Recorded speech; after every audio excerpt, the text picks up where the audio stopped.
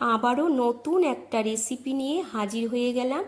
আজকে রান্না করব রুই মাছের ঝোল। তার জন্য দেখো এখানে 4 পিস মাছ নিয়ে নিয়েছি। মাছের মধ্যে পরিমাণ মতো লবণ আর হলুদ দিয়ে মেখে রেডি করে রাখছি।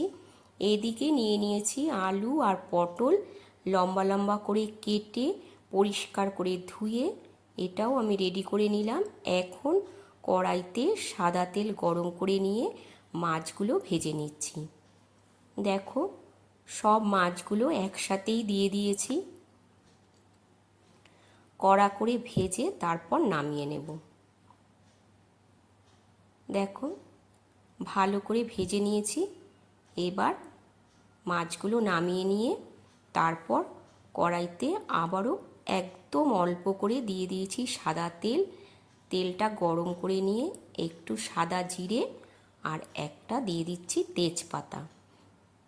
এবার দিয়ে দেব কেটে রাখা আলু আর পটল, দিয়ে আবারও ছোটো চামচের 1 চামচ লবণ দিয়ে দিলাম আর দিয়ে দিচ্ছি 1 চামচ হলুদ গুঁড়ো। এবার আলু পটলটা ভালো করে তেলের মধ্যে ভেজে নিচ্ছি। দেখো ভাজা হয়ে গেছে। এবার আমি এর মধ্যে দিয়ে দেব রেডি করে রাখা মশলা। এখানে আমি জিরে, আদা আর 2টো কাঁচা লঙ্কা ভালো করে বেটে নিয়েছি।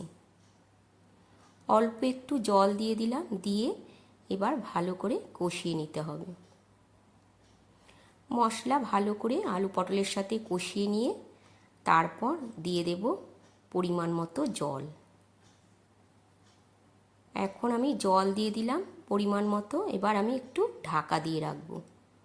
1 থেকে 1.5 মিনিট একটু ঢাকা দিয়ে রেখেছিলাম। দেখো ঝোল অনেকটাই ফুটে গেছে। এবার ভেজে রাখা মাছগুলো দিয়ে দিচ্ছি। মাছগুলো দিয়ে আবারও কিছুক্ষণ ঝোলটা ফুটিয়ে নেব। দেখো একদম ঝোল ফুটে গেছে, রান্নাটা রেডি হয়ে গেছে। এবার নামিয়ে নিলেই রেডি হয়ে গেল আজকের একদম নতুন রেসিপি, আলু দিয়ে পটল দিয়ে